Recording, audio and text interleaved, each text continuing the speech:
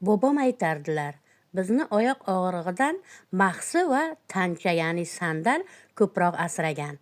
Biz unga tosh solib, ustidan tut, o'rik, yong'oq daraxtlarini o'tinlaridan olov chuh qilib solardik va ustiga iliq kul bilan ko'mib, shu daraxtlar mevasini mag'zidan va quruqlaridan behi qo'shib damlab, sholg'om qo'shib damlab, ularni yerdik, choyini ichardik, shinnisini shimardik.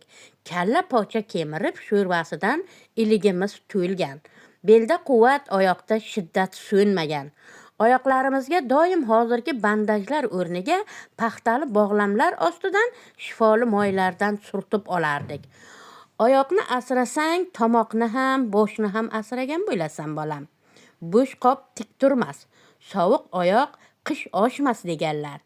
Agar organlarim sog'lom bo'lsin desang, oyog'ingni doim asra va kerakli moylardan, qizdiruvchilardan surtib massajlarni qilib yurgin.